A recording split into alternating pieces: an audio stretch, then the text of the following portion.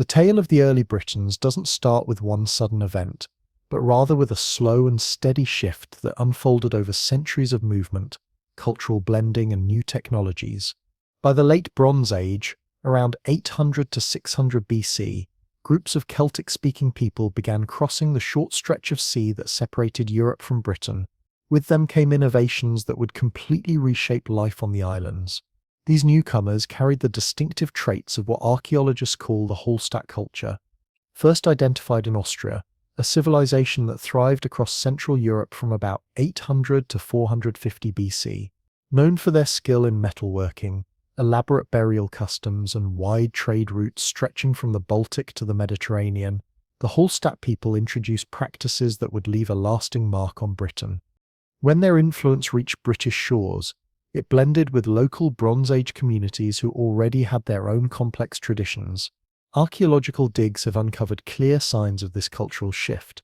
Particularly in pottery, distinctive ceramic designs began appearing across Britain, showcasing decorative techniques that hadn't been seen before, such as stamped geometric patterns and sharp, angular bowl forms. Large storage jars with unique rims also emerged, all pointing to strong continental connections. Excavations at sites like All Canning's Cross in Wiltshire reveal huge collections of these vessels, proving that the changes were gradual and born out of cultural sharing and adaptation, rather than invasion or conquest. Archaeological studies show that certain sacred groves were carefully maintained, proving they weren't just wild patches of forest but deliberately preserved places of ritual. Alongside this, the objects tied to early Celtic religion reveal a fascinating mix of practicality and symbolism. Large bronze cauldrons, often adorned with swirling Celtic patterns, served not only as household tools but also as ceremonial vessels. Jewelry and personal ornaments carried spiritual weight too, marking social standing or religious authority. One of the most striking examples of Celtic artistry, the Battersea shield, though from the later Iron Age, reflects the growing sophistication of this cultural tradition that had already begun centuries earlier. By around 800 BC, the gradual cultural blending that had been unfolding for generations had solidified into clearly defined tribal identities. The Celtic-speaking peoples of Britain were no longer just loose family groups. They had evolved into structured political societies with territories, alliances, and rivalries, forming the backbone of what we now recognize as Celtic Britain. These groups took older native traditions and merged them with continental innovations, producing a distinctly British expression of the Celtic world. Among the most powerful of these confederations were the Brigantes, who controlled vast stretches of land across northern England. Their territory spanned the Pennines, the Yorkshire Dales, and parts of the Lake District, nearly 20,000 square miles of diverse landscapes.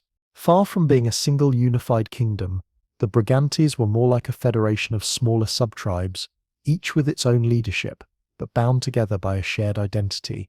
Their very name, meaning the High Ones, reflected both their upland homeland and their elevated status among Britain's tribes. At the heart of Brigantian power stood fortified settlements such as Stanwick in North Yorkshire, covering over 700 acres with massive earthwork defences of banks and ditches that followed the contours of the land. It was a stronghold designed to repel invaders. Excavations inside the defences reveal evidence of thriving activity. Metal workshops, pottery kilns, and large storage pits that could feed entire communities. Artifacts of foreign origin, including Roman amphorae and imported metalwork, prove Stanwick wasn't isolated but a hub of trade linking northern Britain to wider European networks. Further south, the Iceni held sway over Norfolk and northern Suffolk, ruling one of the most fertile agricultural zones in Britain. Their wealth was built on grain farming, cattle herding, and control of important trade routes connecting Europe to Britain's interior. Iceni settlements clustered in fertile river valleys, while coastal bases tied them to overseas merchants. Unlike many other tribes, they developed coinage early, minting gold and silver pieces decorated with bold Celtic art, blended with continental styles.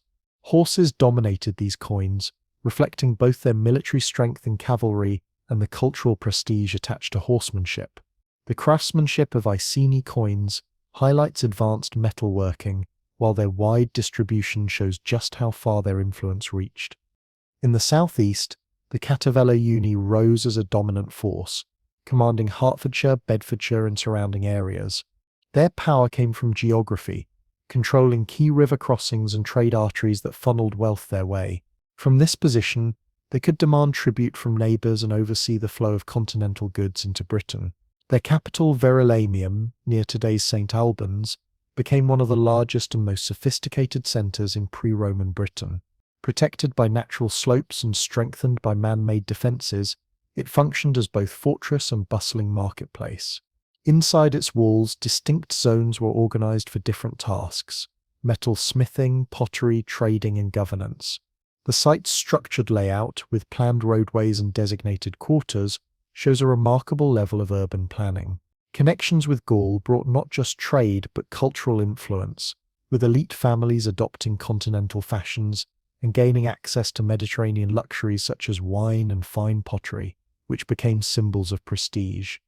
Across Wales, tribes like the Silures adapted to their rugged, mountainous homeland with unique military strategies. Their settlements were often tucked into valleys or perched on remote plateaus, fortified by nature itself as much as by human construction.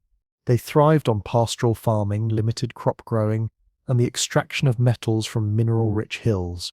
Their blacksmiths forged specialized weapons perfect for mountain warfare, compact spearheads for close combat, and reinforced shields strong enough to withstand slings and javelins. These warriors became infamous for their ability to strike quickly and vanish into the hills, frustrating any would-be invaders. Further north in Wales, the Ordovices held territories around Snowdonia and beyond. Their way of life centred on livestock herding, while their settlements guarded crucial mountain passes. They controlled rich copper deposits, first exploited in the Bronze Age, and expanded trade networks that spread Welsh metals across Britain and even to Europe.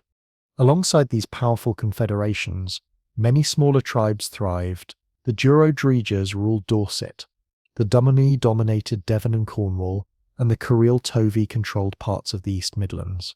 Each maintained unique customs but participated in the wider web of trade, alliance and conflict that defined Iron Age Britain.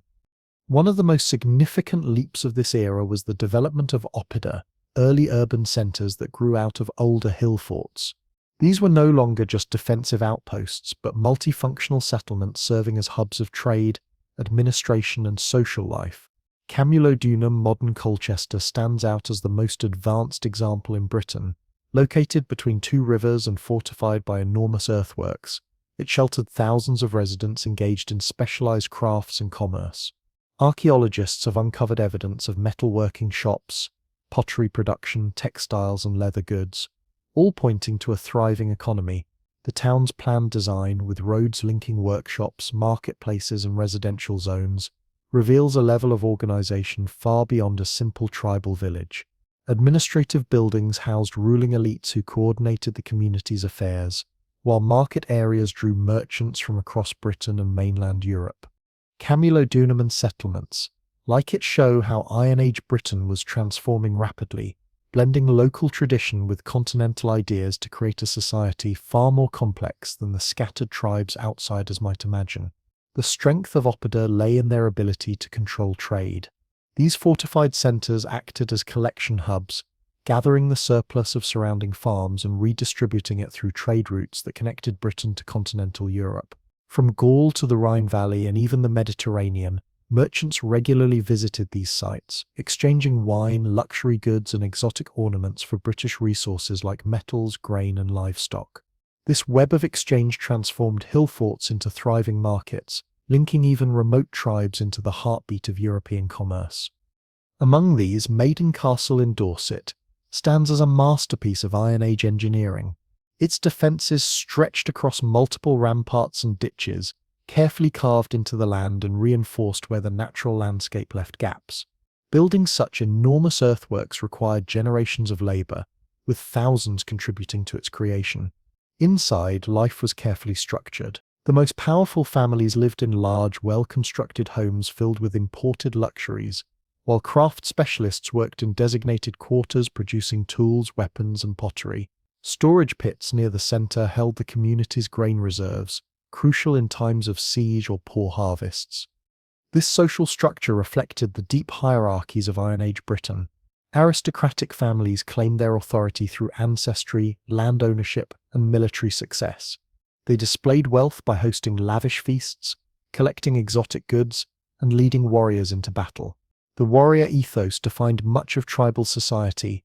Honor, bravery, and loyalty to kin, or leader, were the highest values.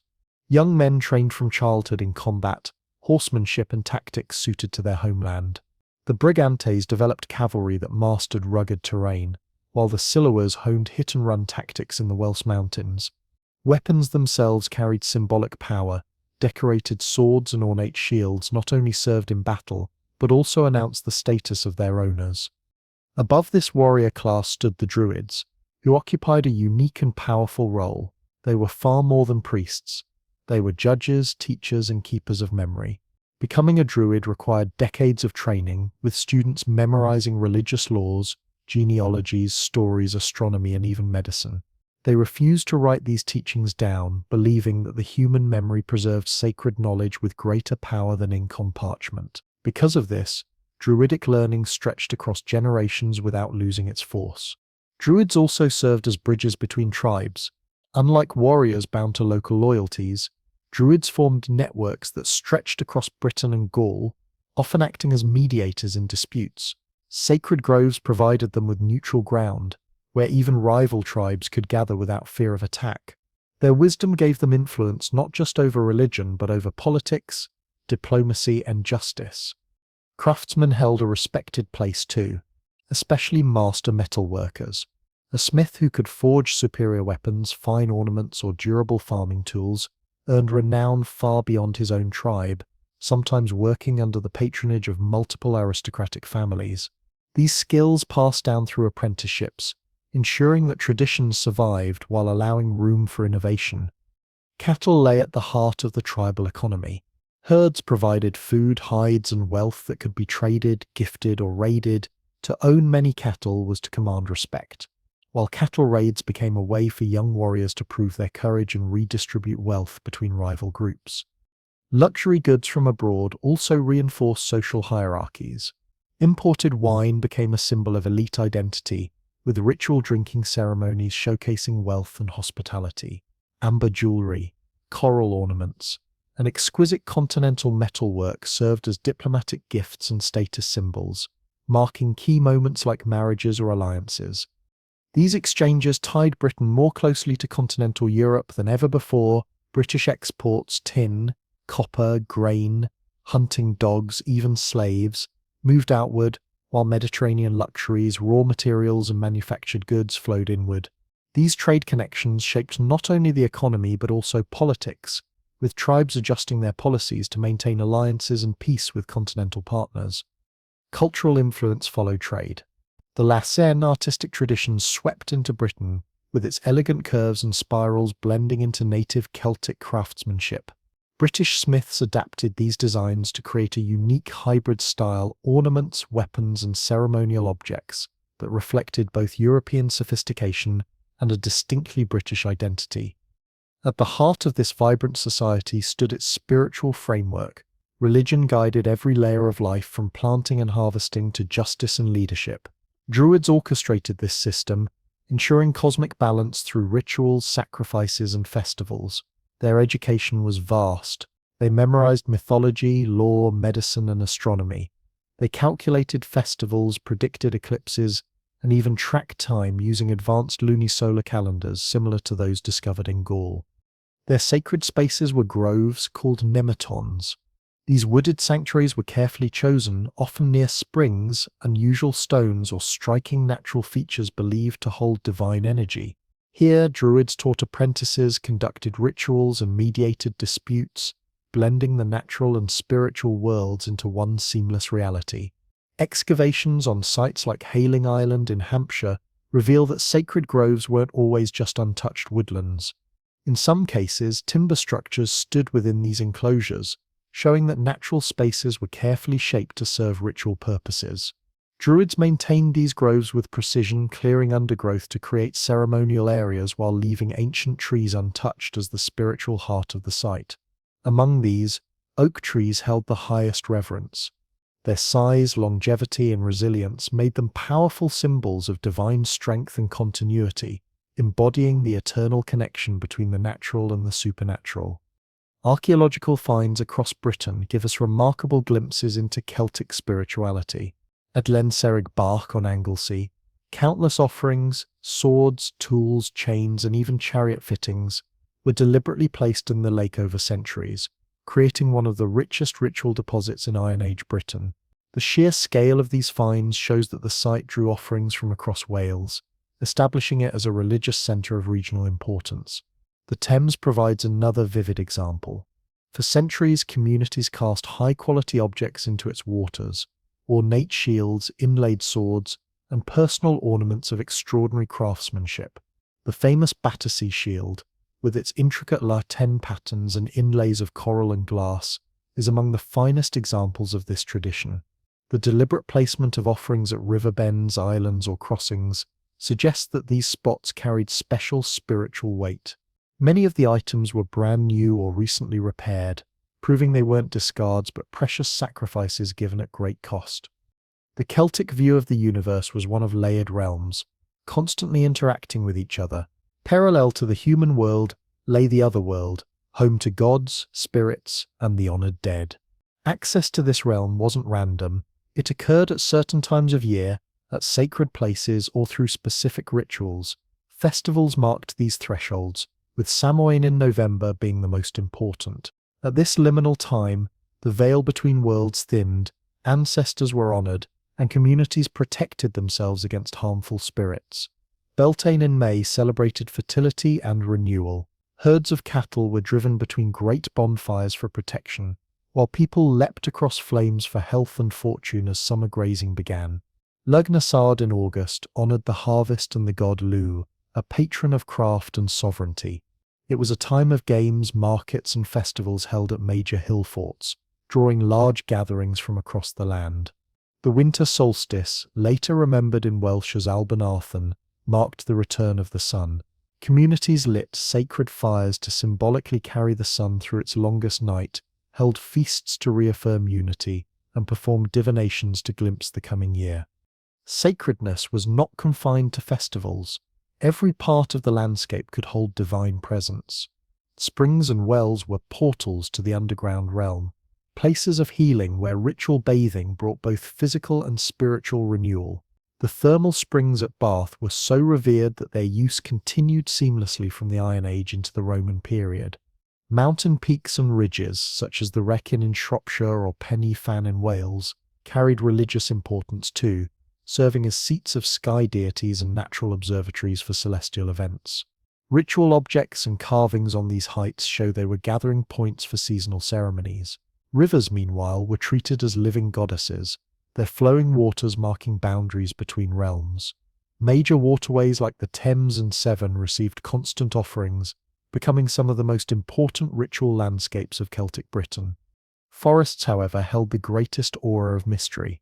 Hidden among ancient trees, Druids performed their most secret rituals, including ceremonies described by Roman writers as involving human sacrifice. While classical accounts were often exaggerated, archaeological evidence confirms that ritual killings did occur. The preserved body of Lindo Man in Cheshire offers striking proof. His death involved multiple methods: strangulation, throat cutting, and blunt trauma. This triple death was no random violence but a carefully staged ritual ensuring his passage into the otherworld in a way that fulfilled spiritual laws. Victims ranged from war captives and criminals to volunteers who sought honor in death, and sacrifices were often tied to moments of crisis or great construction projects. At places like South Cadbury Hill Fort, human remains found in ramparts may represent foundation sacrifices, lives offered to secure divine protection for the community. Ritual warfare carried this sacred connection into battle. Warriors purified themselves in sacred springs, druids blessed them with divine favor, and war banners bore sacred symbols linking human struggles to cosmic ones. Battles were not only political conflicts, but also acts of devotion, where victory and valor reflected the favor of the gods. The world of the ancient Britons was therefore not simply one of survival and warfare. Every action, from farming to fighting, from crafting tools to holding feasts, was woven into a spiritual framework. Their rituals, offerings, and festivals bound them to the land, the gods, and each other. Through the groves, rivers, mountains, and skies, the Celts of Britain lived in a landscape alive with divine presence, where every season, every battle, and every life echoed with cosmic meaning. For the Celtic warrior, the head of a fallen enemy was far more than a trophy. It was believed to hold the very spirit, courage, and wisdom of its former owner. To take an enemy's head was to capture part of their essence, absorbing their strength into your own. Archaeology supports this tradition at places like Bredon Hill in Worcestershire. Skulls were discovered displayed at settlement gates, grim symbols meant to warn outsiders while honouring the bravery of those defeated. Roman writers also tell us that Celts decorated their homes and temples with the heads of slain foes, turning them into objects of both fear and reverence. Offerings to the gods came in many forms, but weapons dominated. Spears, shields, helmets, and swords, sometimes freshly forged, not broken or discarded, were cast into rivers, sunk in lakes, or buried deep in groves. This was not about throwing away old tools. It was about sacrificing the most valuable possessions warriors had, gifts of real worth meant to win divine favour. Personal ornaments, torques, bracelets, and brooches were also common. Many show signs of deliberate bending or breaking, suggesting that objects had to be ritually killed before being given to the gods. The spectacular Shretisham hoard in Norfolk, with its piles of gold and silver torques, is thought to be a collection of such offerings, a shrine's treasure built over generations. Everyday objects too, though rarer, were sometimes sacrificed.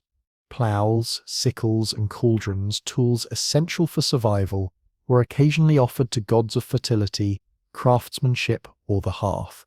Their rarity only made the gesture more powerful. To sacrifice a ploughshare was to risk next year's harvest, a costly act of devotion that bound the community closer together. Festivals tied all of this into the rhythm of Celtic life. These weren't small local affairs, but vast gatherings where tribes came together for days of ritual, feasting, and competition. Marriages were arranged, disputes settled, trade carried out, and alliances formed, all under the umbrella of religious ceremony. Archaeology backs this up at sites like Tara in Ireland and Main in Ulster. Evidence shows large seasonal assemblies with temporary buildings, huge cooking pits, and artifacts from far-flung regions, proving that people travelled long distances to attend. In Britain, though records are scarce, it is likely that major religious centres saw the same bustling gatherings. This religious world expressed itself most clearly through art. During the last 10 period, British craftsmen took continental styles, spirals, curves, and flowing motifs, and reimagined them into something uniquely their own. Imported objects brought inspiration, but what emerged was not imitation. It was a distinct insular style that reflected both global connections and strong local identities. One of the most iconic masterpieces of this tradition is the Battersea Shield, found in the Thames near Battersea Bridge. This bronze shield, dating from around 350 BC, is 77 centimeters long and breathtakingly ornate. Its 3 raised bosses are linked by flowing spiral designs executed with perfect symmetry. The bronze surface gleams with inlaid coral and glass, creating vivid color contrasts. The artistry is extraordinary, not simply decoration but a display of rhythm, balance, and motion that made the shield as much a sacred object as a weapon. Metallurgical analysis shows how advanced Celtic smiths had become. The bronze alloy was carefully mixed for strength and malleability. The riveted construction shows technical mastery, and the fitting of coral inlays required precision tools and measurements. The shield was almost certainly the work of a team of specialists working in a well-organised workshop. Another uniquely British creation is the Desborough mirror from Northamptonshire, dating between 50 and 10 BC. This bronze hand mirror features a polished reflective surface on one side and an intricate engraved design on the other. Spirals and interlocking curves flow across its back, creating optical illusions that shift with the light. No parallels exist in continental Europe. Decorated mirrors appear to be a purely British innovation, crafted with remarkable skill in polishing and engraving. These objects blended function with symbolism, reflecting not only a person's face but their social identity and spiritual status. Weapons too were transformed into canvases for Celtic art. Daggers with hilts shaped like human figures, found in places like Minster Lovel in Oxfordshire, may have symbolised protective spirits or ancestral guardians. These were not only deadly weapons but sacred symbols of identity. Sword scabbards became works of art themselves, with designs like those on the Standlake scabbard in Oxfordshire. Its bronze plates, engraved with spirals and stylised animals, combined beauty with function, ensuring the weapon was both protected and spiritually empowered. Among the most prestigious ornaments were torques, massive neck rings of gold, silver, or bronze. They were not jewellery in the modern sense, but statements of power, worn by leaders, warriors, and elites. The Great Torque of Snettisham, weighing over a kilogram, is one of the most dazzling examples. Crafted from twisted gold and silver wires, its ends are adorned with intricate sculpted terminals depicting abstract human and animal forms. Creating such a piece required masterful control of heat, pressure, and metallurgy. Later torques grew even more elaborate, with multi-strand construction and hollow forms that reduced weight without sacrificing grandeur. These ornaments were symbols of status, wealth, and divine favour, elevating their wearers both socially and spiritually. Even horse gear reflected this artistry. Bronze bits and fittings from places like Polden Hill in Somerset were adorned with swirling lateen motifs. These weren't simply practical equipment. They elevated horses and riders into living symbols of status and power. In battle or ceremony, a warrior mounted on such a decorated horse projected prestige, divine protection, and unshakable authority. Together, these objects, shields, mirrors, swords, torques, and horse gear, show us that Iron Age Britain was a world where art, warfare, religion, and identity were inseparable. Every line engraved, every spiral cast in bronze, carried meaning. These items were not just possessions. They were symbols of cosmic order, social rank, and spiritual connection in a culture where nothing was ever merely ordinary. The Polden Hill hoard offers a remarkable glimpse into the role of wheeled transport in Celtic Britain. Alongside ornate horse gear, archaeologists uncovered chariot fittings such as bronze turret rings, crafted with advanced casting methods and adorned with intricate decoration. These pieces weren't just functional, they were symbols of status, skill, and power. The hoard likely represents equipment hidden during conflict, preserving an entire set of elite military gear that would normally have been melted down or lost to time. Everyday life across Iron Age Britain was shaped by settlement patterns that balanced defence, farming, and trade with cultural values of community and hierarchy. The round house became the hallmark of Celtic domestic architecture, built everywhere from Scotland to Cornwall. Circular in design and typically spanning 8 to 15 metres, these homes combined practicality with social function. Thick timber frames supported tall thatched roofs that kept out rain while insulating against the cold. The engineering was far from primitive. Post and beam systems carried weight evenly, making the buildings durable and efficient. Excavations at sites like Pimpernel Down in Dorset show complex carpentry methods, including mortise and tenon joints, proving Iron Age builders had deep knowledge of structural design. Inside, round houses reflected Celtic customs. A central hearth glowed at the heart of the home, used for cooking, warmth, and ritual. Around it, space was divided for storage, sleeping, and crafts. Doorways almost always faced southeast, catching the morning sun while shielding interiors from harsh prevailing winds, a choice that held both practical and symbolic importance. Variations existed across regions in Wales and the southwest. Stone foundations were common where rock was abundant, while timber and clay mixtures like cob were preferred in wooded areas. For defence and identity, hill forts rose as monumental achievements of Iron Age Britain. At first they were simple earthworks, but over centuries they grew into sprawling fortified towns. Maiden Castle in Dorset remains the most impressive example. Its defences included multiple concentric ramparts, rising up to 20 metres high, with steep ditches carved into the earth to slow attackers. The entrances were cunningly designed, forcing invaders through twisting paths where defenders could rain missiles from above. Building these massive defences required generations of labour and careful planning. Inside, hill forts resembled proto-cities. Danebury in Hampshire reveals carefully organised quarters, craft zones with forges and kilns, central storage areas filled with grain pits, religious spaces for ritual, and dense clusters of homes. Specialists lived and worked here, metal workers, potters, weavers, all contributing to an economy that stretched far beyond subsistence farming. These settlements were centers of industry and trade, overseen by elites who likely coordinated production and distribution. Pottery shows how Celtic Britain blended tradition with innovation.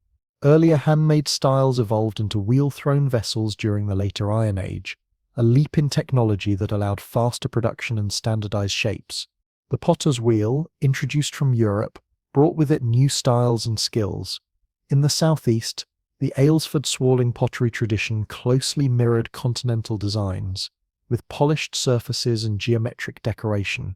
In the southwest, the Glastonbury style emerged, marked by curving patterns and intricate incised motifs, proof that local craftsmen adapted European influences into distinct regional identities.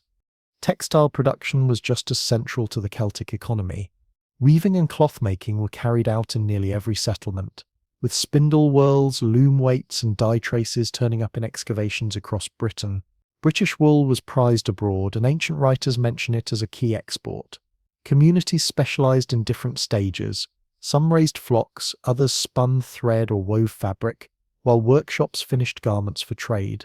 Places like Glastonbury Lake Village reveal industrial-scale weaving, with thousands of loom weights suggesting production aimed well beyond local needs. Dyes from plants like madder and weld brought vibrant reds and yellows, creating patterned cloth that was as beautiful as it was practical. Celtic textiles were not just trade goods, they were symbols of identity and craftsmanship that carried British influence into the wider European world. Waterlogged sites like Lindo Moss have preserved fragments of Iron Age textiles, revealing just how advanced British weavers were in dyeing and pattern making. Bright colours and intricate patterns show that Celtic craftsmen combined technical skill with artistic creativity, producing fabrics that were both practical and visually striking. The economy of Iron Age Britain rested on a balanced mix of farming and herding, shaped by the land itself and local traditions. Wheat and barley were the dominant crops, hardy enough to thrive in the British climate, while oats and rye supplemented them in certain regions. Advances in ploughing technology during this era allowed farmers to work heavier soils, expanding farmland into areas once unsuitable for cultivation. Across the countryside, field systems displayed remarkable planning. On the Berkshire Downs, for instance, Celtic fields reveal a careful grid of small square plots divided by low banks, designed to manage drainage, reduce erosion, and keep soil fertile through crop rotation. Livestock played an equally important role. Cattle provided not only meat and milk, but also hides, traction for ploughs. Crucially, a visible measure of wealth and prestige, sheep supplied wool for Britain's famous textiles, while pigs rounded out the food supply. Managing these herds required generations of expertise in breeding, grazing, and animal health, knowledge passed down within families and communities. By the 2nd century BC, these thriving farming systems and specialized crafts had created a strong economic foundation. This prosperity paved the way for major political shifts, as Britain entered into closer contact with the expanding Roman world. At first, this wasn't through conquest but through trade and diplomacy. Tribal leaders were drawn into a growing web of alliances and rivalries that connected Britain to continental Europe. The arrival of Belgic tribes from northern Gaul marked the most dramatic political change. The Belgae, a powerful confederation living between the Rhine and Seine, had already built a reputation as fierce warriors and skilled organizers, blending Celtic traditions with influences from Germanic neighbors and the Mediterranean. From around 150 BC onward, Belgic groups began crossing into Britain in organized waves, led by noble families. Unlike earlier migrations, these settlers brought with them not only warriors but also advanced military tactics, new approaches to settlement building and connections to continental politics. They first established themselves in Kent and Essex, constructing fortified settlements that became footholds for expansion. With superior weaponry including long iron swords, reinforced shields, and even siege techniques, as well as highly trained cavalry units, they quickly shifted the balance of power. Neighboring tribes were forced either to ally with them or risk domination. Among the most important Belgic leaders was Commius, originally a king of the Atrebates in Gaul. During Caesar's campaigns, Commius had acted as both ally and intermediary, forging strong ties with Rome. Later, he extended his authority into Britain, founding a kingdom that blended Celtic kingship with continental innovation. His capital at Calaeva Atrebatum, modern Silchester, developed into one of the island's first true urban centres, with laid-out streets, craft quarters, and defensive works that combined British and continental styles. This level of urban planning marked a turning point, transforming tribal strongholds into organised towns.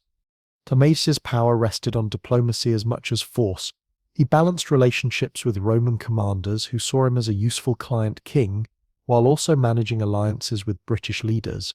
His dual position gave him access to Roman goods and military support, while ensuring that Rome in turn benefited from British resources and strategic footholds. This marked the dawn of a new era of international politics, where British tribes became active players in the shifting power struggles of late Republican Europe. Under Belgic influence, Britain began developing oppida, large fortified towns that functioned as political, economic, and cultural hubs. These were far more complex than traditional hill forts. They housed large populations, craft specialists, and markets that linked local production to long-distance trade. Camulodunum, modern Colchester, established under Cunobelinus around AD 10, was the most advanced of these proto-cities. Built on defensible ground between rivers, its layout was carefully planned with quarters for elites, workshops, merchants, and shrines. Evidence from the site shows a thriving economy. Workshops turned out weapons and fine metal goods. Potters produced decorated ceramics comparable to those of Gaul, and imported luxuries like wine, glassware, and fine pottery flowed in from the Roman world. Running such centres required new forms of administration. While Druids continued to preserve oral law and tradition, Belgic rulers began adopting written systems, likely inspired by Roman models. Records of treaties, trade, and governance marked a step toward bureaucratic rule, a major departure from earlier tribal leadership. Britain's growing trade ties with Rome had already been reshaping society before conquest. Roman merchants had established links by the 2nd century BC, exchanging wine, olive oil, and luxury pottery for British metals, grain, wool, and even hunting dogs. By the 1st century BC, these imports had become widespread among tribal elites, who used them as symbols of prestige. Mediterranean drinking vessels and Roman wine became features of elite feasts, reinforcing power and status. These imports reveal not just trade but political control. The densest concentrations appear at royal centres, showing that leaders controlled access to foreign goods. Imported pottery, such as fine terra sigillata from Gaul, provided inspiration for British potters who began adopting wheel-thrown techniques and continental decorative styles. Similarly, imported bronze vessels and raw metal supplies enriched local craftsmanship, giving British smiths access to superior materials and designs. These exchanges carried deep political consequences. Trade created diplomatic channels, giving Rome intelligence about Britain's wealth, resources, and tribal structures. Leaders who monopolized these connections gained leverage at home while entering into Roman spheres of influence. By the time of Caesar's Gallic Wars, British tribes were already linked to the turbulence across the Channel. Refugees, shifting alliances, and Roman attention reshaped Britain's political landscape long before the legions ever set foot on its shores. The Roman conquest of Gaul between 58 and 50 BC sent shockwaves across northwest Europe. Entire tribes were uprooted, and many sought refuge in Britain. These weren't only ordinary farmers or soldiers. They included noble families who still claimed lands in Gaul and hoped to one day return. Their arrival placed British leaders in a delicate position. Offering shelter created potential allies with valuable military knowledge, but it also risked angering Rome. Some tribes saw the refugees as assets, bringing continental connections and hard-won battle experience. Others feared they were liabilities that might provoke Roman intervention. Managing these new populations required careful diplomacy, resource allocation, and shrewd judgment. The story of Commius illustrates these complexities perfectly. Once a Roman ally, Commius leveraged his relationship with Caesar to build a kingdom in southern Britain. But when he later opposed Rome's expansion, he lost his continental power base and turned Britain into his stronghold.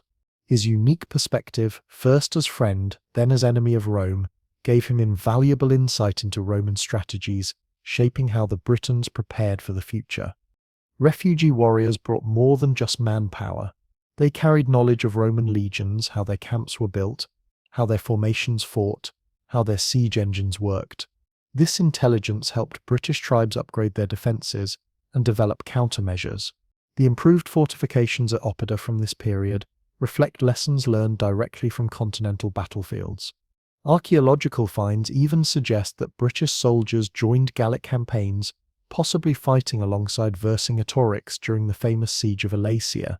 Weapons of British origin discovered in Gaul support the idea that tribes sent significant forces across the Channel.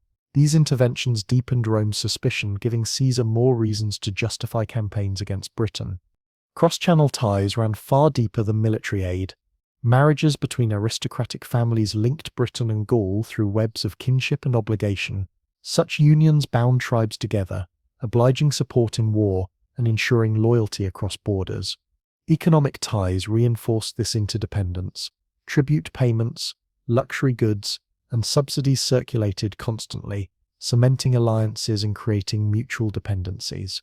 Gold talks, decorated swords, and imported treasures served not just as wealth but as diplomatic currency, tokens of loyalty between leaders. Even religion played its role.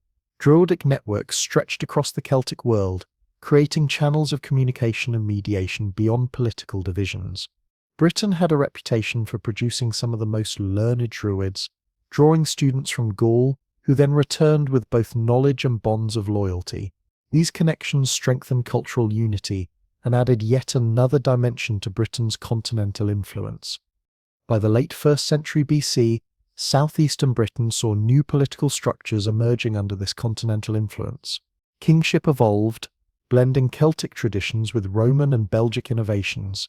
Coinage became one of the most important markers of power. British rulers minted coins inspired by continental models but adapted with local imagery, symbols of both sovereignty and identity. The spread of writing marked another major change. While Druids clung to oral tradition, rulers began adopting the Latin alphabet for treaties, trade records, and governance, allowing more complex administration and direct communication with Rome. These growing ties gave Caesar both motive and opportunity. Trade with Rome had been booming since the 2nd century BC. British metals, grain, wool, and slaves crossed the Channel in exchange for Mediterranean luxuries, wine, olive oil, fine pottery. By the 50s BC, these imports were concentrated in royal centres, proof that elites controlled access to foreign goods and flaunted them as symbols of power. To Roman eyes, Britain was no longer distant and mysterious. It was a wealthy land deeply entangled in Gallic affairs. When Caesar launched his expeditions in 55 BC, it wasn't on a whim. The conquest of Gaul had removed the buffer that once shielded Britain. Refugees, trade ties, and British warriors fighting against Rome created a strategic threat Caesar could not ignore. His first campaign was limited in scope but groundbreaking in ambition. 2 legions, about 10,000 infantry, supported by cavalry, and specially designed landing craft. The fleet itself was an engineering marvel. Hybrids of Mediterranean galleys and northern European vessels, shallow drafted to land on beaches, yet reinforced to endure rocky coasts. The Britons, for their part, responded with remarkable speed. Word of Caesar's preparation spread quickly through tribal networks, carried across the island by messengers. Coastal tribes raised defences and called for reinforcements from inland allies. This rapid mobilization showed that far from being disorganized, Britain's tribal systems could coordinate at scale when the threat demanded it. The Roman landing at Deal on the Kent coast exposed both strengths and weaknesses in Caesar's plan. It was the first real test of Rome's ability to project power across the Channel, and Britain's ability to resist a superpower. When Caesar's army finally landed, they found the Britons waiting. Defenders had chosen their ground well, lining the beaches and nearby cliffs, using their knowledge of the land to maximum advantage. British warriors fought with long spears and heavy shields, supported by cavalry that knew every curve of the coastline. Their aim was not to smash Rome head-on, but to harass and delay. They launched sudden charges, then withdrew, avoiding the brutal close combat where Roman discipline was strongest. Even more unsettling to the legions were the British war chariots. To Roman veterans used to fighting Gauls and Germans, these fast-moving vehicles were an unfamiliar and unnerving sight, part battlefield weapon, part psychological warfare. Yet Rome adapted. The famous story of the eagle-bearer of the 10th Legion leaping into the waves, standard in hand, rallied his comrades and turned hesitation into action. That moment symbolized what made the legions so formidable: discipline, cohesion, and courage. Despite the chaos of surf and enemy fire, units worked together to carve out a foothold on the beach. Within hours they had thrown up a fortified camp, ditches, ramparts, and timber palisades in textbook Roman style. To the Britons, the speed and efficiency of this construction sent a chilling message. Rome was not just an army, it was an entire machine of war. British leaders tried diplomacy as much as combat. Ambassadors arrived under flags of truce, offering hostages and feigned submission while probing Roman intentions. There was a clever strategy: gather intelligence, stall for time, and test the invaders' limits. One tribal leader, Mandubratius of the Trinovantes, even sought Caesar's protection against his rival, Cassivellonus of the Catuvelloni. For Mandubratius, Rome was not just a threat, it was also an opportunity. Caesar stayed only 18 days, but the impact was lasting. The expedition proved Rome could reach Britain, but it also exposed the huge challenges of sustaining an invasion. For the Britons, it was a chance to observe Roman methods up close, and to realize that larger invasions would eventually come. Political alliances across the island shifted overnight as tribes recalibrated their strategies, some seeking closer ties with Rome, others preparing for war. The following year, in 54 BC, Caesar returned with a force nearly 3 times larger, 5 legions and auxiliaries, about 25,000 men, supported by cavalry trained in fighting Celtic enemies. This time the fleet numbered more than 800 ships, newly designed after lessons from the first expedition. They carried not just soldiers but horses, siege gear, and enough supplies for prolonged campaigning. The march inland through Kent and Essex revealed Britain's agricultural wealth, while also exposing the strength of its defences, fortified hill forts and large oppida. Resistance coalesced around Cassivellonus, the powerful Catuvellonian leader, chosen by his peers to coordinate defence. His strategy was clever: avoid Roman heavy infantry in open battle, but strike relentlessly at supply lines. Fields were burned, livestock driven away, civilians evacuated. Every Roman march forward meant hunger and constant ambushes. British forces also began to innovate. They blocked forest paths with traps, prepared ambush points, and launched sudden raids on isolated detachments. It was asymmetric warfare, bleeding Rome slowly rather than meeting it head-on. The climax came at Cassivellonus's stronghold north of the Thames. His fortress, fortified with ditches, earthworks, and hidden obstacles, was designed to frustrate Roman siege tactics. Caesar's engineers responded with their usual methodical precision, encircling earthworks, artillery engines, and coordinated assaults on multiple points of the perimeter. The siege showcased both Roman discipline and British ingenuity. In the end, Cassivellonus recognized the political reality. Rather than be destroyed, he negotiated, hostages were handed over, tribute promised, and his power was curbed, but his kingship remained intact. This compromise set a precedent. Britain would not yet fall under direct Roman control, but it was now entangled in Rome's diplomatic and military orbit. The aftermath rippled across the island. Tribes who submitted gained Roman favor and leverage over their rivals. Those who resisted found themselves weakened. Caesar returned to Gaul, but Britain had changed forever. The tribes had glimpsed Rome's power, and Rome had learned the lay of the land, setting the stage for the conquests that would follow a century later. As Caesar withdrew from Britain, the ripples of his expedition spread quickly. Several tribes, the Trinovantes, the Cenomagni, the Segontiaci, the Ancalites, the Babroci, and the Cassi, sent envoys with hostages pledging submission. These gestures were not empty rituals. They created bonds of obligation, reshaped alliances, and altered the political map of Britain. Tribes that had backed Caesar gained leverage at home by flaunting Roman connections, while those who resisted found themselves isolated and vulnerable. New leaders rose to prominence. blending traditional Celtic kingship with the client-king model favored by Rome. These chiefs maintained legitimacy by honoring native traditions and religion, yet also tapped into Roman trade, coinage, and military backing. The balancing act demanded sharp political instincts, and not every leader managed it well. Economically, Caesar's demands for tribute strained resources, forcing tribes to expand farming and tighten control of production. Yet Roman trade offered new wealth. Luxury goods, wine, glassware, fine pottery flowed in, enriching elites and reinforcing their status. Roman coins began circulating alongside native issues, creating hybrid monetary systems that reflected both political allegiance and cultural pride. Some tribes even adopted Roman weights and measures, linking themselves to Mediterranean markets while stamping their own identity onto the silver and bronze they minted. Architecture also began to shift.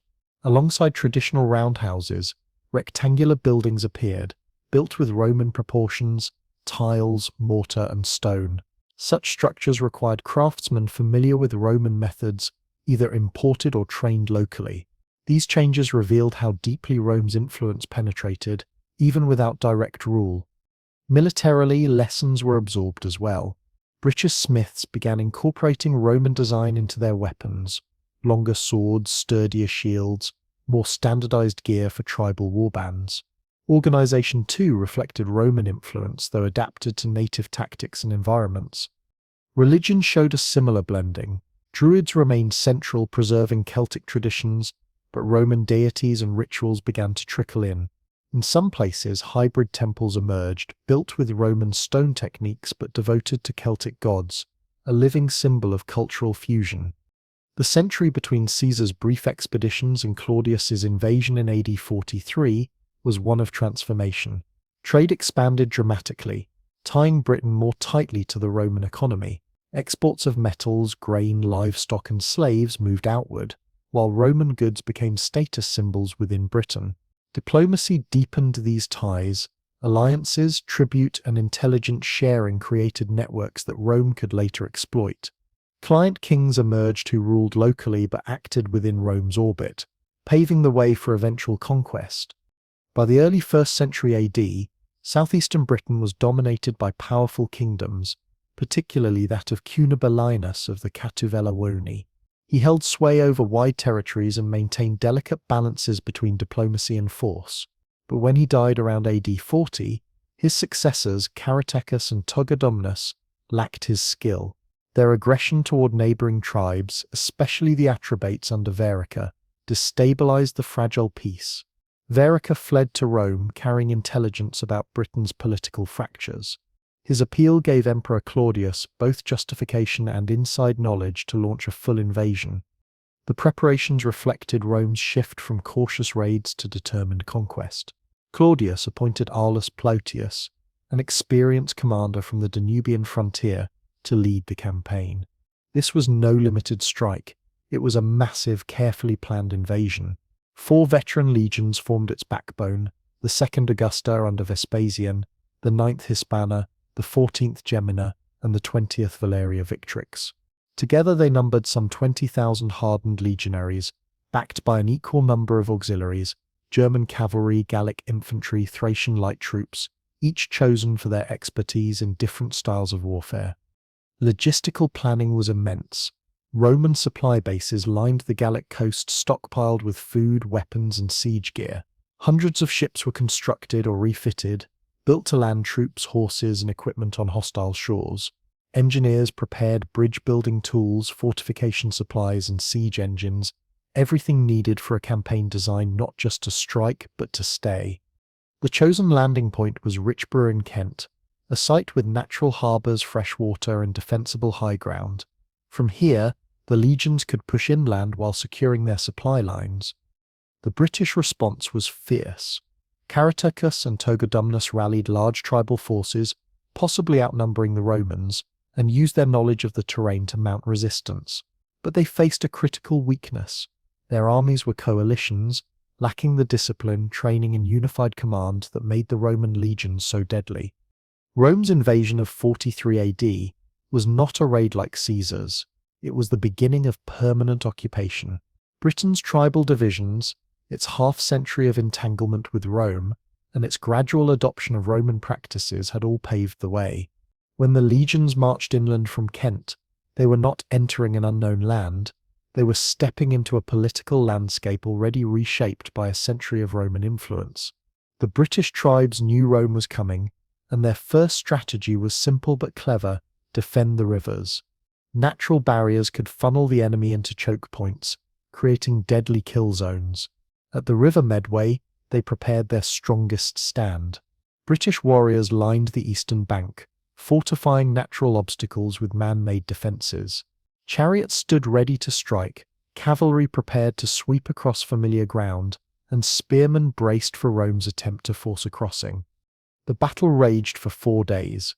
At first the Britons succeeded. Roman attempts to ford the river were beaten back, with heavy casualties inflicted by missiles, spears, and sudden chariot charges. Roman formations, so deadly in close combat, found themselves harried and stretched thin, but Rome's strength lay in its adaptability. Germanic auxiliary cavalry, experts in river fighting, were brought forward. Night crossings exploited weaknesses in British watch lines. Multiple simultaneous assaults forced defenders to divide their strength. Slowly, discipline and coordination overcame mobility and ferocity. In the midst of the chaos, Togodumnus, one of the key British leaders, fell. His death was a devastating loss of command at a critical moment. Caratacus assumed sole control, and while his brother's fall inspired some warriors to fight harder, the blow to morale was undeniable. Rome advanced methodically after Medway. They did not rush. Instead, Aulus Plautius consolidated his supply lines, building temporary camps in textbook Roman style, fortified bases at every stage of the march. Each camp became a link in a chain of occupation, protecting supply columns and securing territory piece by piece. Caratacus shifted his tactics. Conventional battlefield clashes had proven futile. Now he broke his forces into smaller, mobile warbands. They struck Roman foragers, ambushed supply trains, and melted back into the countryside. It was guerrilla warfare against the most disciplined army on earth. The next decisive moment came at Camulodunum, the great capital of the Catuvella Uni. For decades, its mighty ramparts had guarded the wealth and authority of southeastern Britain.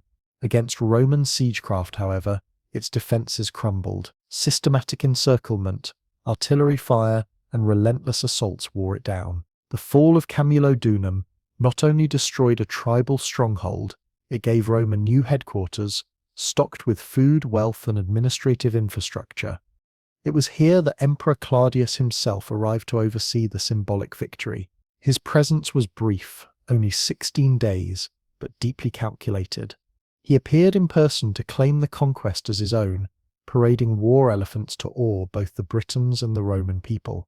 It was a spectacle designed as much for propaganda as for war.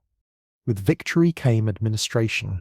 Roman governors and officers wasted no time imposing order. Some tribes were placed under direct military control, others were ruled through client kings who blended native legitimacy with Roman oversight. Cooperation brought rewards. Local elites who aligned with Rome could keep their positions, expand their wealth, and enjoy Roman luxuries. They became the empire's intermediaries, crucial for translating laws, collecting tribute, and smoothing over resistance. One of the most successful was Cogadbnus of the Regni. He accepted client king status, ruling as both a Celtic chief and a Roman ally.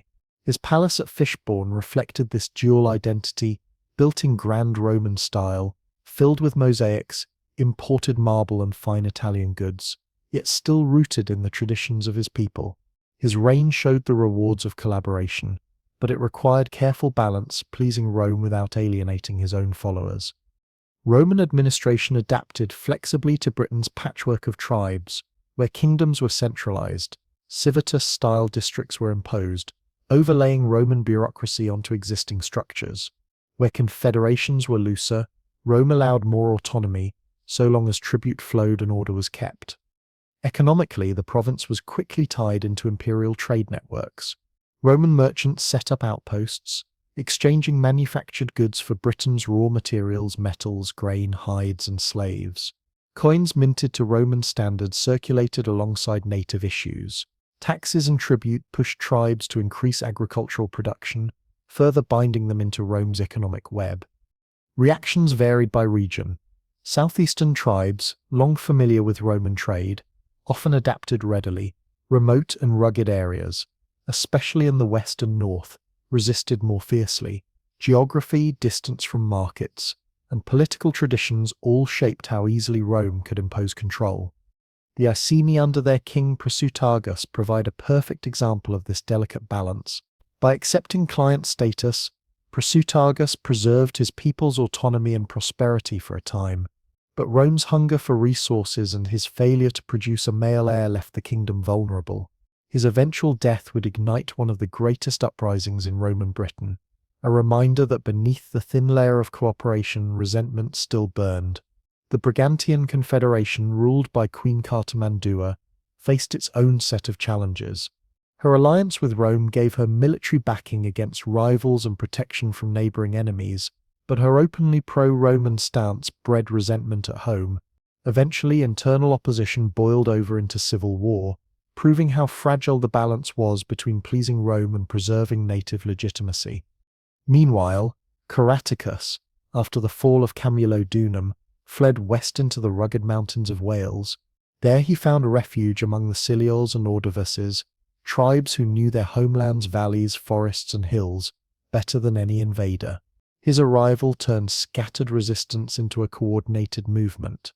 To the Romans, this marked the beginning of a new and dangerous phase of warfare, a guerrilla campaign fought on ground that erased many of their traditional advantages. Wales offered the perfect battlefield for Celtic resistance. Its steep terrain and narrow valleys restricted Roman cavalry, while its forests gave cover for ambushes. Harsh weather and limited farmland made sustaining Roman supply lines difficult. Caratacus understood this. Instead of risking open battle, he relied on mobility and surprise. His forces struck supply lines, attacked isolated garrisons, then melted away into the hills. Volunteers from across unconquered Britain rallied to his cause, drawn by his reputation as the face of resistance. Rome, however, adapted. Auxiliary troops with mountain experience were brought in, siege techniques were modified for highland fortresses, and engineers built bridges and roads through hostile terrain. The Romans established a grid of forts across Wales, each placed to control valleys, roads, and movement. Together they formed overlapping zones of control, strangling British mobility while giving the legions safe bases from which to launch attacks. Hill-fort warfare proved among the hardest challenges. These strongholds, developed over centuries of tribal conflict, combined massive earthworks, twisting entrances, and layered defenses. Positioned on high ground, they provided defenders with visibility and strong natural protection. Roman siege methods, so effective in Gaul, had to be adjusted for the steep terrain and stubborn Celtic defenses. Specialized towers and artillery were designed to fight uphill battles, while systematic encirclements slowly choked off supplies.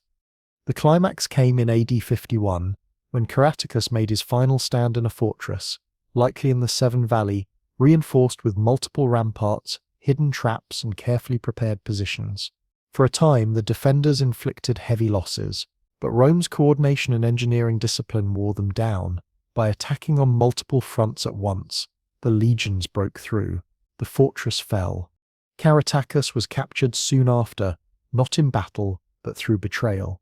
Cartimandua of the Brigantes, anxious to prove loyalty to Rome, handed him over. Taken to Rome in chains, Caratacus became a living trophy, but in a twist that stunned many, Emperor Claudius granted him clemency. Paraded before the Senate, the defiant British leader delivered such a powerful speech that he was not executed, but honored with freedom. For Rome, this mercy was propaganda, proof of imperial magnanimity. For Britain, it was the end of its most charismatic commander.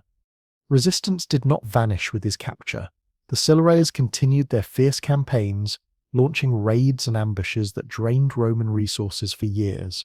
Yet without a unifying leader, their struggle became fragmented. Still, their persistence forced Rome to keep thousands of soldiers tied down, delaying other provincial projects. Rome responded with permanence. Legionary fortresses were built at Colchester, Chester, and York, serving not just as military bases but as hubs of administration and commerce. From these strongholds, roads radiated across the island: Watling Street, Ermine Street, Fosse Way, binding Britain into Rome's military and economic system. These roads carried soldiers, supplies, and trade, laying the foundation for provincial stability.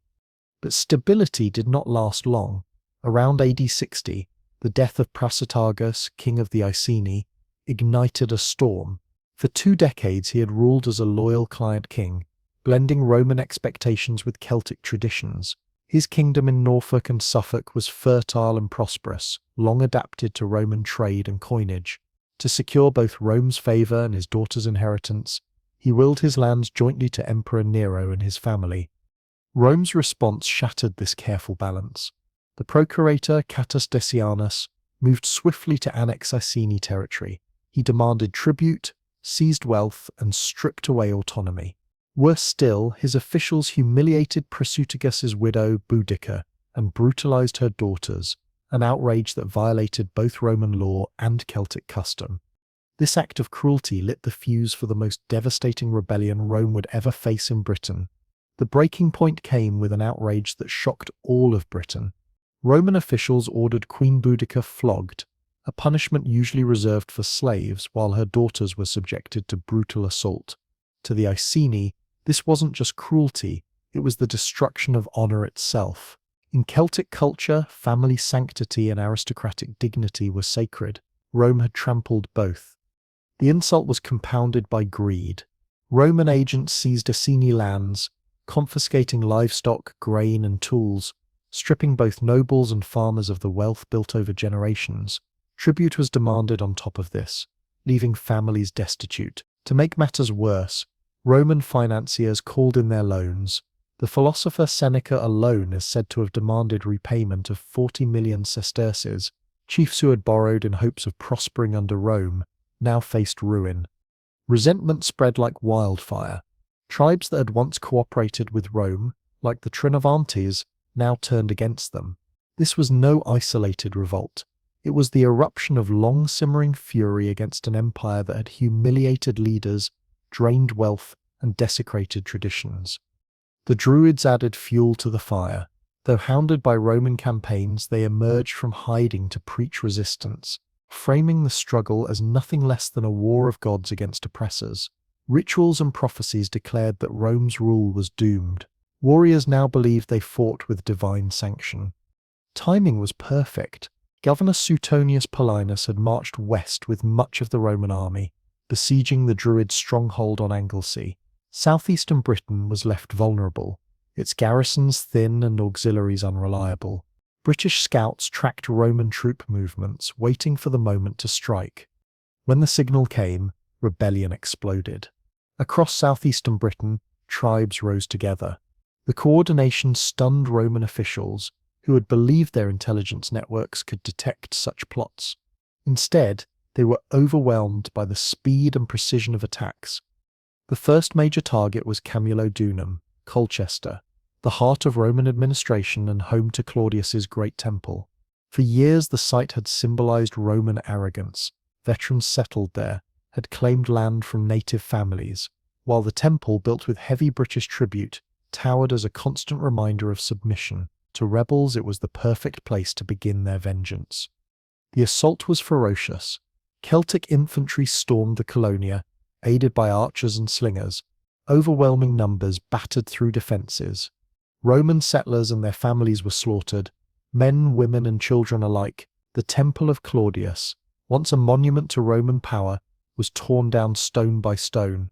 Archaeology reveals the thoroughness of the destruction, burned layers thick with pottery, coins, and abandoned personal belongings.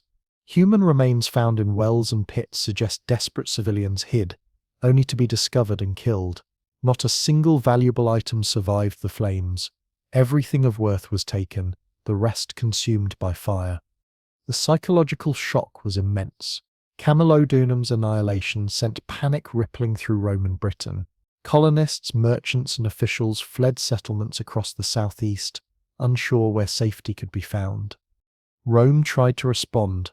Petilius Cerealis, commander of the 9th Legion, marched to relieve Colchester, But his forces were too few. Ambushed by rebel armies, his infantry was wiped out. The destruction of the Ninth not only provided rebels with captured arms and equipment, it proved Rome's famed discipline could be shattered. Next, the rebels turned toward Londinium. Once a trading outpost, it had grown into the most important commercial hub in Britain. Merchants, administrators, and craftsmen crowded its streets, and its position on the Thames gave it vital links to Europe, but its rapid growth also made it vulnerable. When Suetonius Paulinus rushed back from Wales and assessed the city, he faced an impossible choice: defend Londinium, stretching his forces thin, or abandon it to save the core of his army. For a Roman governor, the choice was clear. Strategy demanded sacrifice. Londinium was evacuated. When Governor Suetonius Paulinus made the agonizing choice to abandon Londinium, he prioritized strategy over sentiment. But for the civilians left behind, it meant disaster. British forces advanced with a ferocity sharpened by earlier victories. This time they attacked from multiple directions, setting fire to buildings whose timber frames and thatched roofs became instant infernos. Fire wasn't just destruction, it was a weapon. Warehouses, shops, and homes went up in flames, their collapsing shells burying both treasure and terrified inhabitants. The devastation surpassed even the massacre at Colchester. Layers of ash half a metre thick still lie beneath modern London, a grim record of that day. Nothing was spared. Families were slaughtered, the commercial lifeblood of Roman Britain obliterated. Londinium, the beating heart of trade, was reduced to charred ruins. Next came Verulamium, granted the privileged status of municipium for its cooperation with Rome. To the rebels it symbolized betrayal. The city's mixed population of Romans and Romanized Britons made it a target, and the attack was merciless. Fires raged, walls toppled, and civilians were butchered. By now, rebel commanders had sharpened their methods. Each assault was more coordinated, more ruthless, more devastating than the last. Tacitus estimates 70,000 Roman citizens and allies died in these opening waves. It wasn't just soldiers, merchants, settlers, even Britons who had chosen to cooperate with Rome were swept away. Negotiation was no longer possible. This was total rejection of Roman rule. But Paulinus still held one advantage: discipline. With barely 10,000 men, the 14th Legion, parts of the 20th and auxiliaries, he faced an army 10 times that size. The Britons may have outnumbered him, but he chose the ground. Backed by a dense forest, with narrow approaches funneling the enemy forward, Paulinus neutralized their numbers. Auxiliary archers and cavalry held the flanks, ready to unleash devastating fire into the packed ranks of British warriors. Across the field, Wildeca's forces gathered. Warriors stood by tribe, their families watching from wagons behind the line, ready to celebrate victory. To them, Rome had been humiliated 3 times already. Victory seemed certain, but their confidence proved fatal. The battle began with furious Celtic charges, spears and blades crashing against Roman shields. Yet the legions held firm. The tight Roman formations absorbed the shock, then advanced with deadly precision. Once the Britons faltered, auxiliaries swept the flanks, collapsing the tribal lines. Chaos erupted. With wagons blocking retreat, the battlefield turned into a slaughter. A rebel army of perhaps 100,000 disintegrated against a Roman force 1/10 its size. The aftermath was brutal. Roman reprisals were designed to terrorize. Villages were burned, fields destroyed, survivors executed. Famine spread, crushing resistance in its wake. But even in triumph, Rome recognized its mistake. Excessive exploitation had fueled the rebellion. In its wake, harsher governors were replaced by administrators tasked with balancing taxation, development, and local cooperation. Still, Boudicca's revolt changed everything. It showed that Rome's occupation was not inevitable, that the tribes of Britain, when united, could shake an empire. But it also confirmed the relentless efficiency of Roman organization. With her defeat, organized resistance was shattered. Yet Suetonius knew his work wasn't done. He turned back to Wales, determined to finish what he had started on Anglesey, the eradication of the Druids. Their sacred island was both spiritual heart and strategic stronghold for Britain's resistance. This time Rome came prepared. Specialized ships with reinforced hulls and shallow drafts ferried troops across the treacherous waters. Waiting on the shores were warriors, priests, and druids, their chants echoing across the waves. Women in black raised their arms to the sky, cursing Rome, while priests hurled spells and invoked their gods. For Roman soldiers, it was a moment of pure psychological terror, yet their training held. Centurions barked orders, and the legions pressed forward. What followed was slaughter. Shrines burned, sacred groves cut down, priests massacred. The destruction of Anglesea's druidic centre marked the end of Britain's organised religious resistance. Rome had crushed not only the rebellion in arms, but the spiritual foundations that had sustained it. From that point on, Britain was no longer a frontier to raid, but a province to hold. Roads, forts, and cities spread across the landscape. Roman Britain had begun. The Roman assault on Anglesey marked the symbolic death of Britain's spiritual heart. Sacred groves that had stood for centuries, centres of education, ritual, and cultural identity were put to the torch. Stone circles revered as cosmic markers were toppled. Druids, their students and worshippers, were slaughtered, silencing the learned class that had preserved Celtic traditions through memory and ritual. Bronze cauldrons, ritual blades, and ornaments were seized or destroyed, either paraded in Rome as proof of victory or eliminated to erase the means of worship itself. With the loss of those who carried the knowledge, entire spiritual traditions vanished in an instant. Archaeological remains from Anglesey confirm the devastation. Charred religious artifacts, broken shrines, and layers of burned soil filled with human remains. At Llyn Cerrig Bach, evidence of last-minute votive offerings, precious ornaments and weapons cast into the waters, suggests desperate pleas for divine salvation just before the Romans closed in. Their abrupt end aligns with the conquest, leaving no doubt about the complete silencing of the sacred isle. The fall of Anglesey shattered Britain's spiritual backbone. Without druids to guide strategy, coordinate tribes, and inspire faith, resistance fractured. Leaders who had once depended on druidic counsel were now isolated, unsure how to face Rome's relentless machine. Yet the Welsh tribes did not surrender easily. The Silures and Ordovices adapted their defences to the mountains, carving fortresses into hillsides, layering ramparts, and designing gateways to funnel Roman attackers into traps. Their mastery of local terrain allowed them to strike swiftly and vanish along hidden paths. Rome adapted once again. Auxiliary cohorts from alpine regions, men already hardened to mountain warfare, were brought in, equipped with lighter gear and weapons suited for close combat in valleys and cliffs. Roman engineers, meanwhile, pushed the boundaries of siegecraft. They built roads into the mountains, raised modified towers on uneven ground, and even constructed uphill artillery to break into elevated strongholds. Portable rams and bridges turned the wild landscape into a battlefield where Roman order slowly overcame Celtic improvisation. The siege of Caratoke's stronghold, possibly in Shropshire, showed just how hard these battles were fought. Multiple ramparts guarded the site, stocked with water and food for long resistance. From the heights, Britons rained down attacks, launching ambush sorties through paths Romans had overlooked.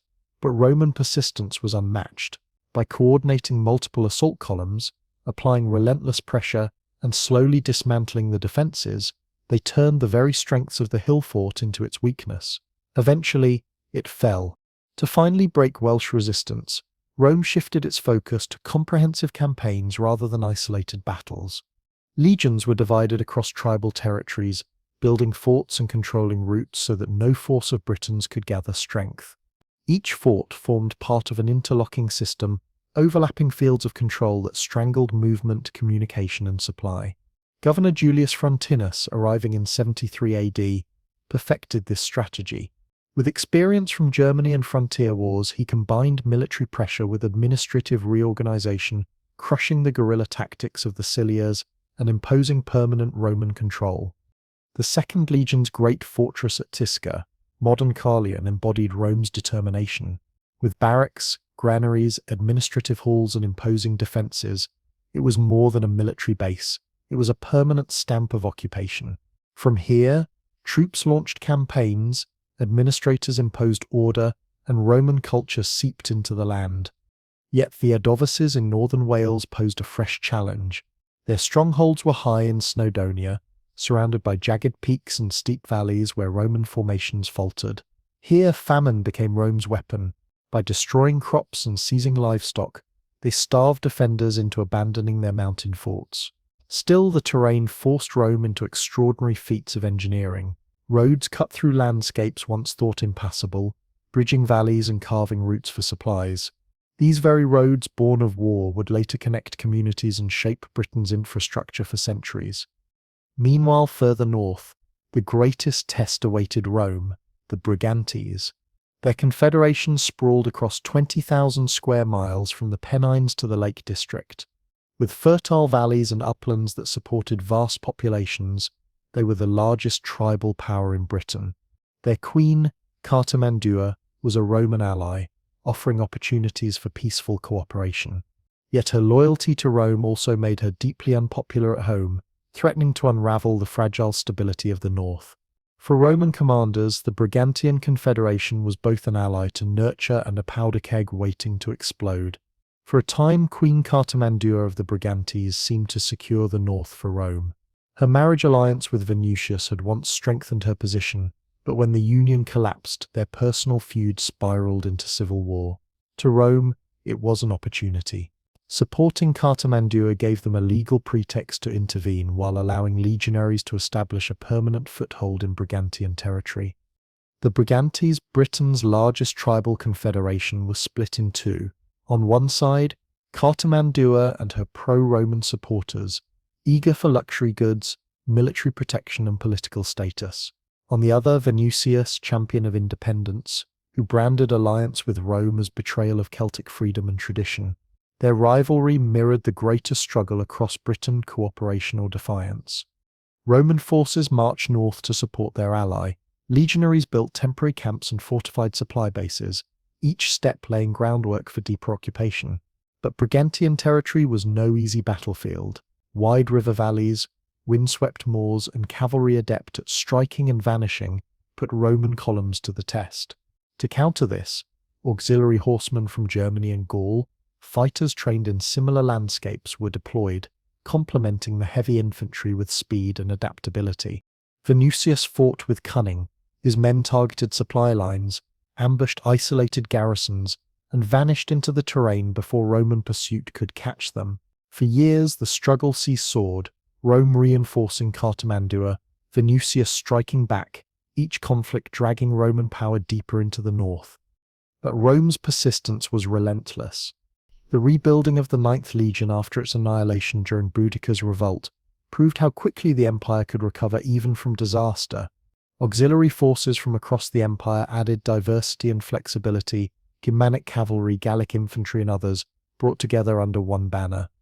Out of these campaigns rose permanent Roman fortresses, York, Chester, and a chain of smaller strongholds across northern England. These bases controlled roads, river crossings, and tribal heartlands, turning Brigantian territory into a province in all but name. Then came Agricola. Appointed governor in 77 AD, he was the man who would finish what Claudius had begun 3 decades earlier. Agricola wasn't just a soldier, he was a strategist and administrator. Already hardened in frontier campaigns in Germany and seasoned by service in Britain under Suetonius Paulinus. He understood the land, the tribes, and the dangers.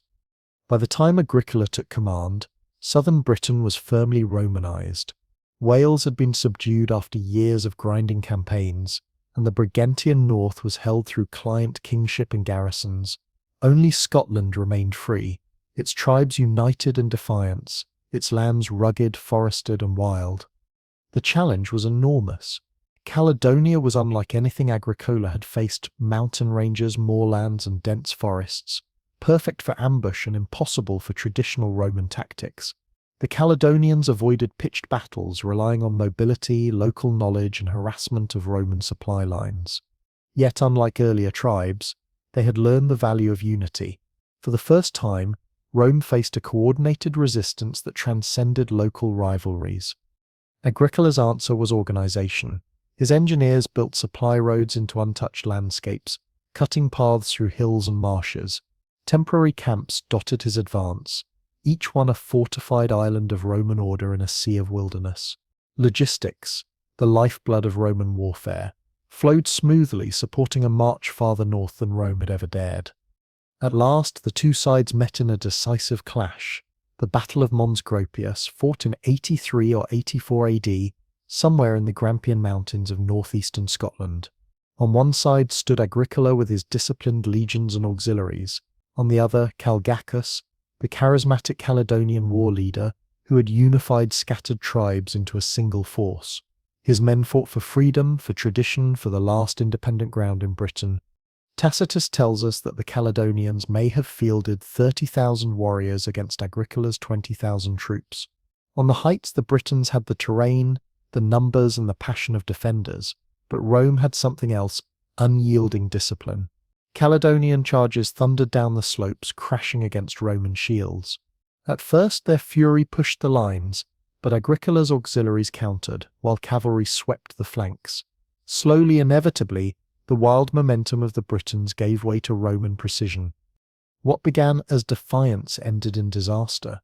The Caledonian host broke, retreat blocked by its own wagons and rough terrain. Pursued mercilessly, thousands fell. Tacitus claims 10,000 Britons died that day, for the loss of only 360 Romans. Mons Gropius was not just a battle, it was the breaking of a dream. Calgacus, remembered for his fiery speech, "They make a desert and call it peace," vanished into history. His coalition dissolved and Scotland remained unconquered, but shattered. Agricola had pushed Rome's frontier farther than it would ever reach again. Though Hadrian's Wall would later mark the permanent boundary, Mons Gropius symbolized the peak of Rome's conquest in Britain, the moment when resistance, though fierce, could no longer stand against the machine of empire. Tacitus records a fiery speech delivered by the Caledonian leader Calgacus before the Battle of Mons Gropius. Though likely crafted more by Roman imagination than Celtic oratory, the words still capture the essence of what the tribes were fighting for: freedom over slavery, tradition over domination, and self-rule over imperial authority. These were the ideals that gave meaning to resistance, and they echoed across every hill, fort, and valley of Celtic Britain. On the battlefield, the Caledonians had numbers on their side. They held the high ground, their warriors massed in elevated positions that gave them clear sight of the Roman advance. Infantry armed with spears and swords formed the core, while swift cavalry lurked on the flanks, ready to exploit the terrain they knew so well. The goal was simple: overwhelm the Roman advance with sheer force and encirclement before the legions could settle into formation. But Agricola anticipated this. His deployment showed the precision of a commander who understood both Roman discipline and the chaos of tribal warfare. He placed auxiliary infantry in the front lines, absorbing the initial fury of the Caledonian charge while keeping his legions in reserve. On the flanks, Roman cavalry waited for the perfect moment to strike, while artillery, catapults, and ballistae unleashed volleys that tore into the massed warriors before they could close the distance. The Caledonian assault came crashing down the slopes with all the ferocity of Celtic tradition: shouts, chariots, a flood of warriors surging into Roman lines. At first the auxiliaries bent but did not break. Then, at Agricola's signal, the legions advanced. Shield to shield, disciplined ranks pushed back the tide. Cavalry swept around the sides, while artillery fire shattered cohesion at the rear. What began as a bold assault turned into fragmentation. Gaps appeared. Roman counterattacks poured through. The momentum was broken. What followed was slaughter. Tacitus claims over 10,000 Caledonians perished compared to only a few hundred Romans. Numbers may be exaggerated, but the outcome is undeniable. The tribes were shattered, their resistance broken. Pursued relentlessly, their army dissolved into the rugged hills, leaving no chance for recovery. After Mons Gropius, Rome wasted no time consolidating control. Forts were thrown up across southern Scotland, stretching from the Forth to the Clyde. These installations weren't just military bases, they were lines of surveillance and control, cutting off Caledonian mobility while anchoring Roman authority deep in northern Britain. Yet, even in victory, Rome recognized its limits. The cost of maintaining armies in Scotland, battling harsh terrain, scattered resistance, and meagre economic returns was immense. The empire needed its legions elsewhere, on frontiers where wealth was greater and threats more immediate. So Rome turned from conquest to consolidation. By the late 80s AD, Advanced positions in Scotland were quietly abandoned. Instead, permanent frontiers were built further south. Lines of forts and watchtowers created overlapping zones of control, detecting incursions and containing unrest, without the expense of pushing deeper into hostile lands. These were not temporary defences. They were Rome's first acknowledgement that empire had limits in Britain. But what began here was something far greater than military lines. As the campaigns faded, Roman culture began to seep into every corner of conquered Britain. The warlike hill forts and tribal villages gave way to towns planned on Roman grids, with forums, temples, and markets. Villas rose in the countryside, built with tiled roofs, mosaic floors, and heated baths. Amphitheatres hosted spectacles never seen before in Britain: gladiators, beast hunts, and public games that entertained while reminding all of the empire's might. The Romanization of Britain was not instant, nor was it complete. Temples to Roman gods stood beside shrines to Celtic deities. Latin inscriptions appeared, but Celtic tongues endured. Old traditions adapted rather than vanished, blending with Roman customs into something uniquely Romano-British. Freedom had been lost on the battlefield, but culture survived in compromise, and though the legions had crushed resistance, the echoes of Calgetius's speech about liberty, about independence, would linger, shaping how the story of Rome in Britain would be remembered for centuries to come. The Romans understood that domination could not rely on force alone.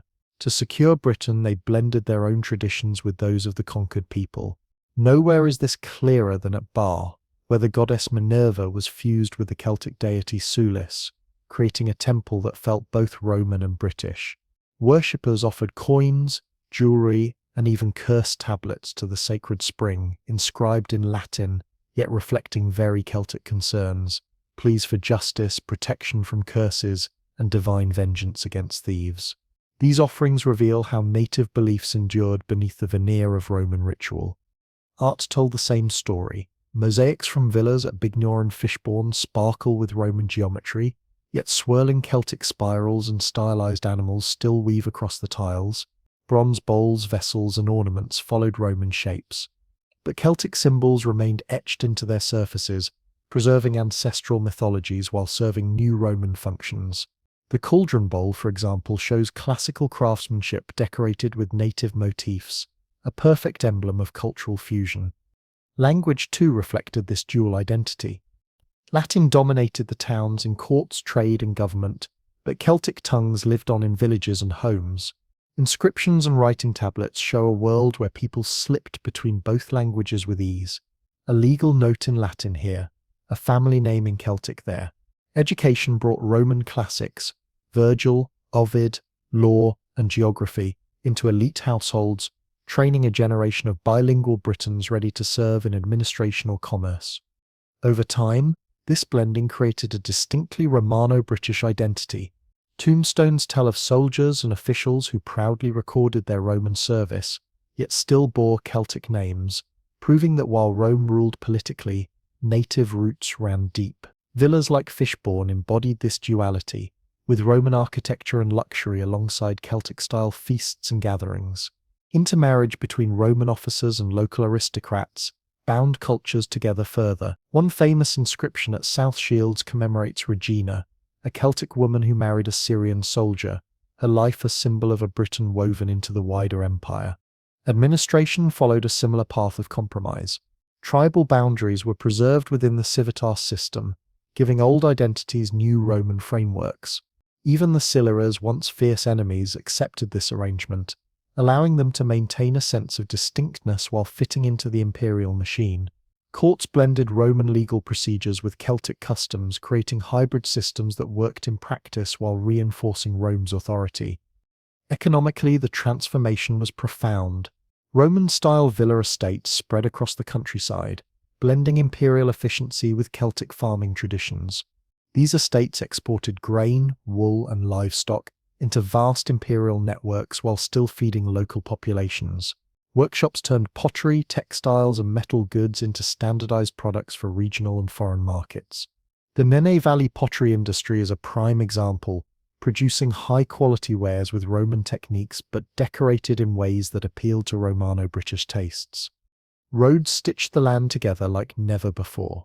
Watling Street, Ermine Street, and the Fosse Way connected forts, towns, and farms, moving goods, troops, and ideas across Britain.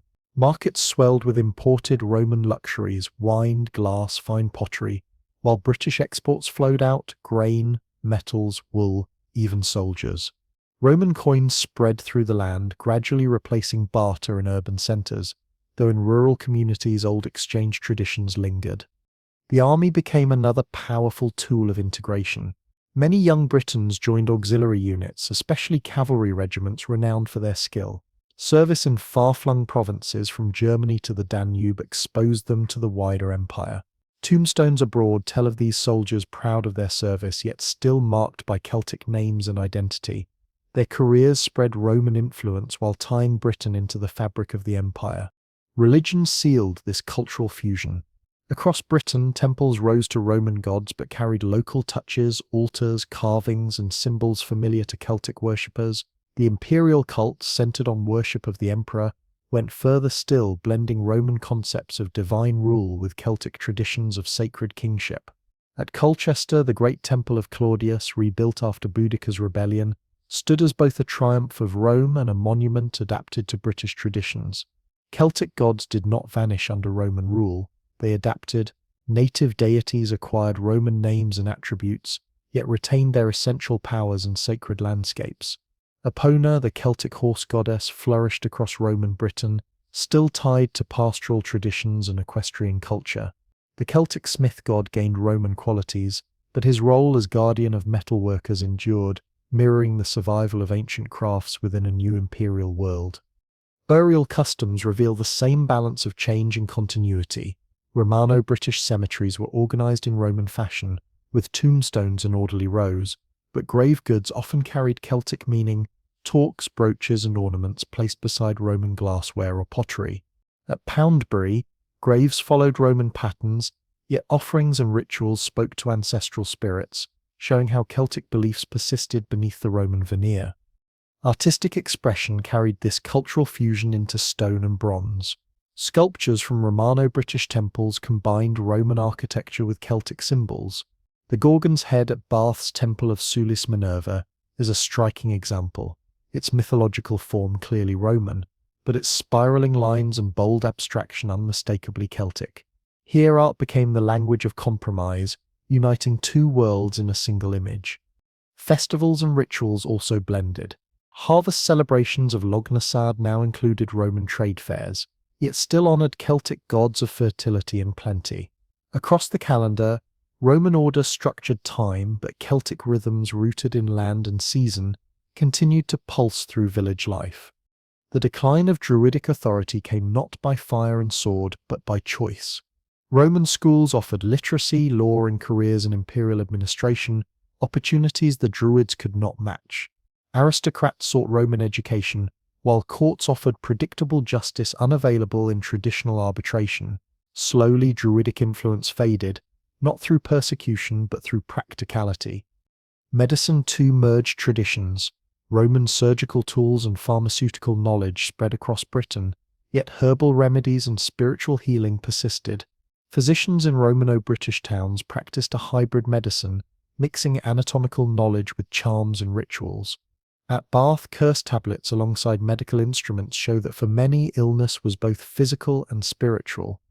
Agriculture followed the same pattern. Roman ploughs, crop rotations, and selective breeding raised productivity, while villa estates experimented with grapes and olives, yet barley, wheat, and native vegetables remained staples. Farming in Britain was now both Mediterranean in technique and Celtic in tradition. Architecture mirrored this dual identity. Villas with hypocaust heating and mosaic floors still retained roundhouse-style spaces for native social customs. Over time, a uniquely Romano-British style emerged, practical, adapted, and distinct. By 150 AD, this transformation was complete. The generation that had fought Rome was gone, replaced by children who knew no world but the Romano-British one. They spoke Latin in towns, Celtic in villages. They prayed to Minerva Sulis, lived in Roman villas, yet honoured ancestral traditions. The legacy of this synthesis reached far beyond Rome's fall.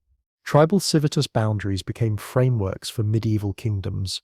Celtic languages endured in Wales and Cornwall. Legends preserved memories of independence, the figure of Arthur embodying both resistance and cultural fusion. Thus, the ancient Britons did not vanish. They changed through fusion with Rome. They created a new Romano-British civilization, neither purely Roman nor purely Celtic, but something unique in the ancient world. Their legacy lived on in the landscapes they farmed, the art they crafted, the languages they spoke, and the stories they carried into the medieval age.